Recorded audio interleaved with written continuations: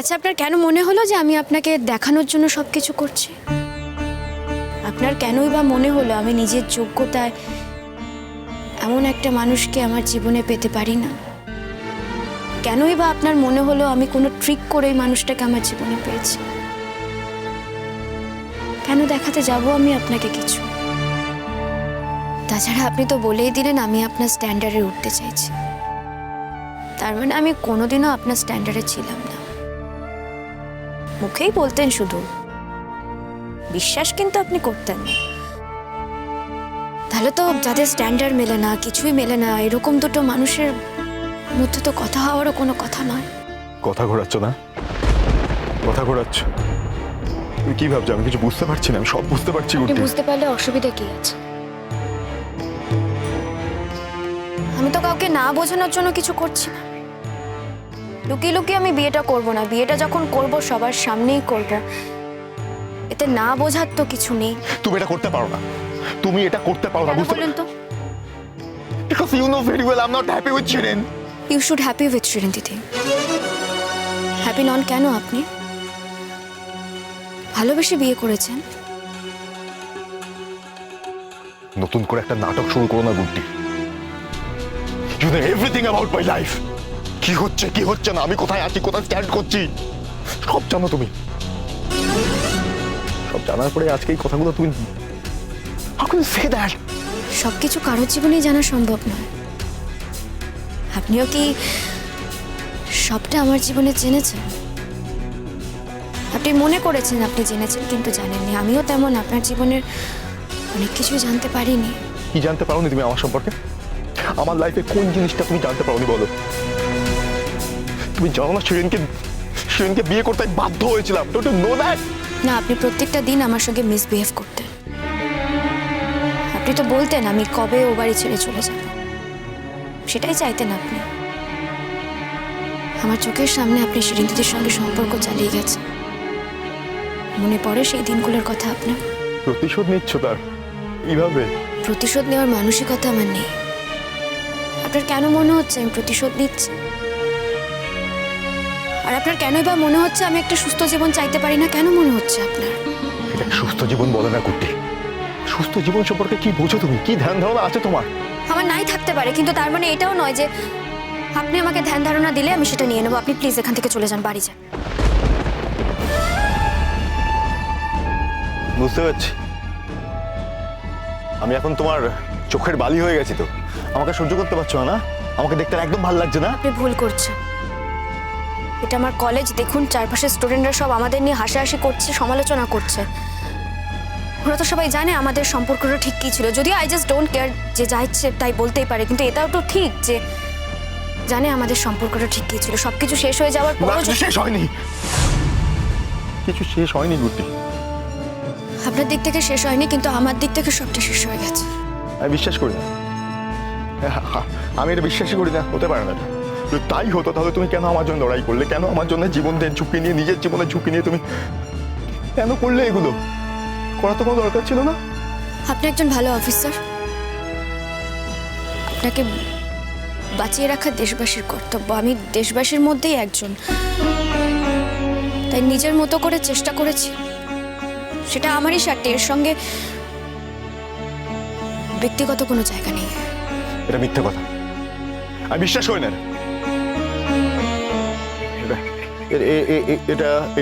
এটা মিথ্যে কথা। দেখুন, বিশ্বাস অবিশ্বাস করাটা সেটা আপনার ব্যাপার। আপনি যদি বিশ্বাস করতে না চান, আমি তো আর জোর করে আপনাকে বিশ্বাস করাতে পারি না।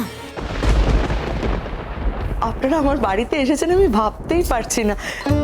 কিন্তু দাদা, একটা খবর দিতে হতো তো আসার আগে। নিজের লোকের কাছে আসবো, তার আবার খবর কি? মনটা জুড়িয়ে গেল এটা শুনে, যে আমাদেরকে আপনারা আপন ভাবেন, নিজের লোক ভাবেন।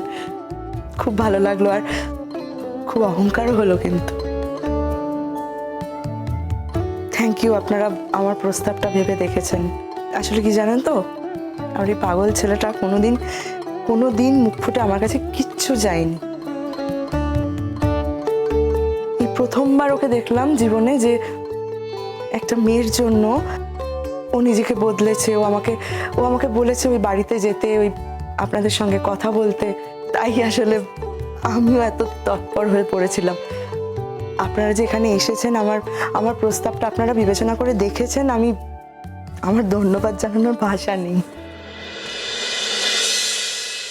শুধুমাত্র ছেলের বিয়ের জন্য নয়, আপনাদের সঙ্গে আমাদের সম্পর্কটা খুবই আন্তরিক।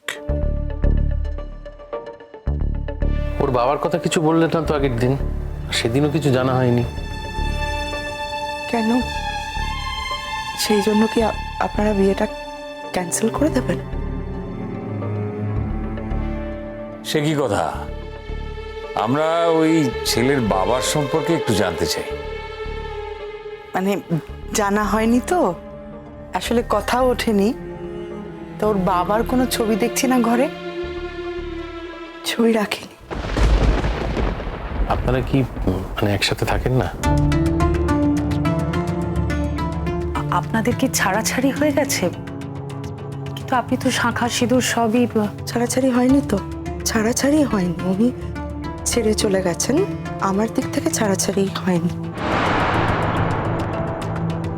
তাই শাঁখা সিঁদুর পরে থাকি আর মনে আশা নিয়ে আছি যে উনি একদিন ঠিক আমার কাছে ফেরত আসবেন, আমাদের কাছে ফেরত আসবেন। অবশ্য উনি ইচ্ছে করে চলে গেছেন এরকমটা নয়। উনি তো যুদ্ধে গিয়েছিলেন, মিলিটারিতে ছিলেন, তো ওই যুদ্ধে একবার গেলেন, তারপর থেকে উনি মিসিং, ওনাকে আর খুঁজে পাওয়া যায়। মাকে অনেকবার বলেছি যে অনেকগুলো বছর হয়ে গেছে, বাবা আর ফিরবে না। মাকে বলেছি মিথ্যে আশা নিয়ে থেকো না, বাবার আর ফেরার কথাও না। কিন্তু মা এই সত্যিটাকে কখনোই মেনে নিতে পারেনি। না না, এমন কথা বলো না জুদাজিৎ, এমন কথা বলতে নেই। যা স্বাভাবিক সেটা তো বলতেই হবে। একটা মানুষ কতদিন, কত বছর বাড়ির বাইরে থাকবেন? একটা মানুষ কত বছর নিখোঁজ হয়ে থাকবেন? কেনই বা নিখোঁজ হয়ে থাকবেন? তিনি যদি জীবিত থাকতেন তাহলে ঠিকই ফিরে আসতেন। জিৎ, কেন বারবার তুমি এই কথা বলো তো? তুমি তো জানো আমি পৃথিবীর সমস্ত কিছু সহ্য করতে পারি, কিন্তু এই কথাটা আমি কিছুতেই সহ্য করতে পারি না। আমি তো এই একটা মাত্র ভরসা নিয়ে বেঁচে আছি, এই অপেক্ষা নিয়েই বেঁচে আছি যে ওই লোকটা ফিরে আসবে। যেদিন জানতে পারবো লোকটা আর ফিরবে না, সেদিন আমার অপেক্ষা শেষ হয়ে যাবে। অপেক্ষা যেদিন শেষ হবে, পৃথিবীতে আমার মা, বেঁচে থাকা। মা, কেন এসব কথা বলছো তুমি? তো বলতে চাইনি, আমি তো বলতে চাইনি যে, তুমি তো বাধ্য করলে আমাকে বলতে। তুমি তো জানো আমি কিভাবে প্রত্যেকটা দিন কাটাই, আর তুমি কেন আমাকে বললে কথাগুলো?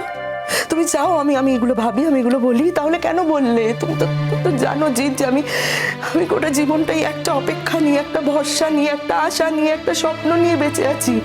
তাও কেন বললে? কেন তুমি আমাকে বারবার সেই বেঁচে থাকাতে বাধা দাও বলো তো? গুড্ডি প্লিজ, এই বিয়েটা তুমি ভেঙে দাও।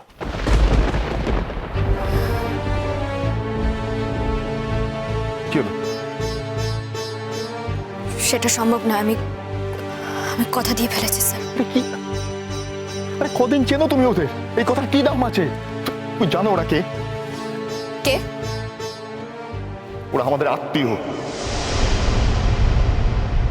তাহলে তো ভালোই, আপনাদের ছত্রছায়ায় থাকতে পারবো আমি। আপনার আত্মীয় সম্বন্ধে আপনি এতগুলো খারাপ কথা বলছেন কি করে? এতটুকু রেসপেক্ট নেই আপনার? Shut up! আমার আত্মীয় বলে যে তার সম্পর্কে আমাকে ভালো ভালো কথা বলতে হবে, তোমাকে ভালো ভালো কথা বলতে হবে, তার কোনো মানে নেই। না তা নেই, কিন্তু ডক্টর জুদাজিৎ স্যার এমন একজন মানুষ যাকে নিয়ে কোনো রকম কোনো কন্ট্রোভার্সি এতদিনে ক্রিয়েট হয়নি। আপনি তার সম্বন্ধে এই কথাগুলো বলতেই পারেন, কিন্তু যে মানুষটার সঙ্গে আমার কদিন পরে বিয়ে হবে, তার সম্বন্ধে কোনো খারাপ কথা শুনতে আমার যে খারাপ লাগবে সেটা আপনার বোঝা উচিত। আর আপনিও তো স্যার জীবনের ঋণী সেই মানুষটার কাছে, তার সম্বন্ধে এতগুলো খারাপ কথা আপনি বলেন কি করে?